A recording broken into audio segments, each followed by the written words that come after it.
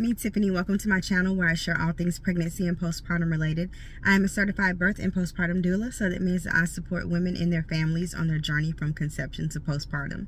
If you haven't had a chance yet, please check out my website at www.nurturebytiff.com, where you can check out my doula services that I offer. You can check out my childbirth education courses. You can also check out my merch.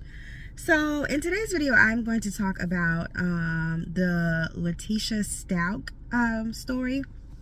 So her trial has recently started, I think this past week. So she is being tried for the disappearance and murder of her 11-year-old stepson, Gannon Stauch.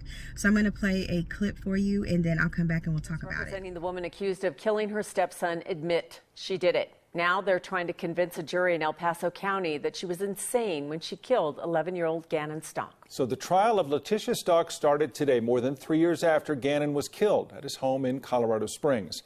9 News crime and justice reporter Matt Jablow listened to the case that both sides are going to be making during this trial. Matt? It was just the start of a trial that's expected to last at least 6 weeks. Opening statements lasted a little more than an hour as the two sides laid out their cases. She carried out actions to kill Gannon. The stuff of nightmares. That's how prosecutors described the events of January 27, 2020, the day Leticia Stauch shot and stabbed to death her 11-year-old stepson Gannon in their Colorado Springs home. The defendant attacked him viciously, mercilessly, deliberately, and intentionally. According to prosecutors, Stauch killed Gannon, drove from Colorado to Florida with his body in a suitcase, and then tossed the suitcase over a bridge. A bridge worker found the suitcase with Gannon's body still inside about 6 weeks later. Gannon had no choice what happened to him that day on January 27th. The other, this defendant, she held every single decision in her hands. She took deliberate, thoughtful actions that ended a precious life and tore our family apart. For his part, Stauch's lawyer fully admits that Stauch killed Gannon, but urged the jury to find her not guilty by reason of insanity, saying she suffers from a serious mental illness caused in part by the emotional and sexual abuse that she suffered as a child. There is no motive. There is no reason. It doesn't make sense. It's insane. The prosecution will begin calling witnesses first thing tomorrow. If convicted of first-degree murder, Leticia Stauch would face life in prison without the possibility of parole. Kim and Tom? Any idea yet how long they expect this trial to go, Matt? It could go well into June, the way the lawyers are describing it, Tom. Oh, my goodness. So that was the story. This is a tragedy, okay? Number one, I feel like I've talked about this in, previous videos, how people would like to try to use like mental health issues, right? So she wants to blame her actions on psychosis. So let's go back. So this all took place in January of 2020, and she said that that Gannon had left home. He had went to a friend's house, and he was missing, like he never came home. His cell phone was found at the home, and he wasn't, if he had run away or something like that, I don't think, most teenagers or kids will like leave their phones, number one. But then there was, a thing of he knew not to be out, when the street lights came on and all that good stuff.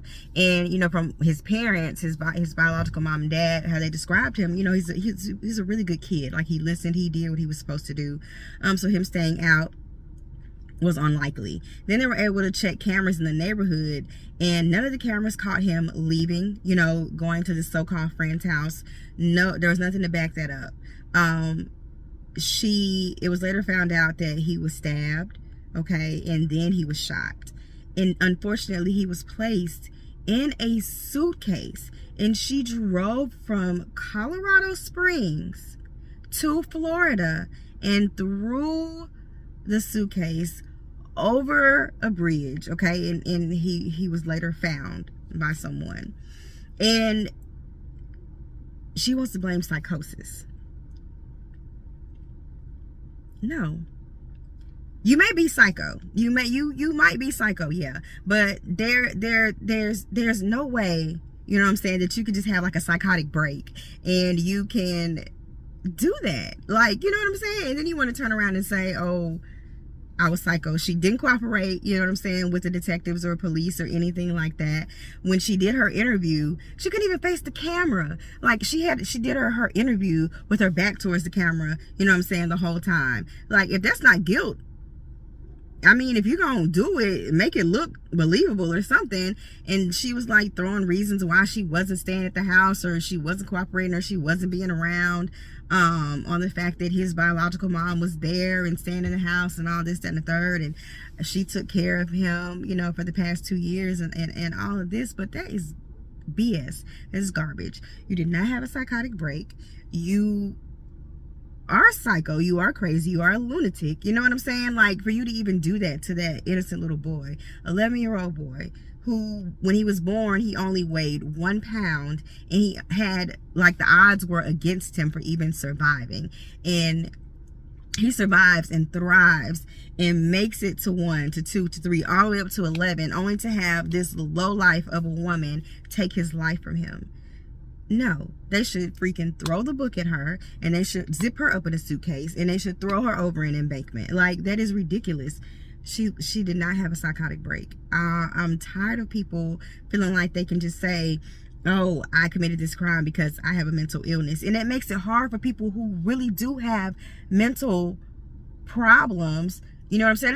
This is like women who play that card and holler that they were the R word. You know what I'm saying? Not to say that there aren't women who have not gone through that, but you have women who will lie and say that they are, and then it makes, you know, it makes it hard for people to believe those who are really going through something like that, who have really had that happen to them. Because you have so many people who lie and just say, oh, well, this didn't go my way or whatever, or he slept with me or whatever. I'm just going to say that he took it. You know what I'm saying? So, okay, yeah, sure, I killed so-and-so, but I'm just going to say that I was psycho. I'm going to say that I had a psychotic break. I'm going to say that I was suffering from, mental illness. Like, no. I hope that it does not, like, take them long to convict her during this trial. I hope that she gets everything that is coming to her, because what she did to that little boy, that is so sad, so sad. He didn't deserve any of that. And it's horrible that, you know what I'm saying, I know that there's good and evil in the world. You can't have good without the bad. You know what I'm saying? It's just a tragedy that it seems like more and more of our babies are being taken out by these evil, wicked people. You know, I can only imagine what his mother's going through. I can only imagine what his father's going through, his whole family. You know what I'm saying? I can't, man, I just, whew, But anyway, I have been following that story for a little bit, you know, doing a little bit of research, and I just want to get on here and talk about it really, really quickly with you all. I thank you so much for watching. Please comment, like, subscribe, and I'll catch you on the next one.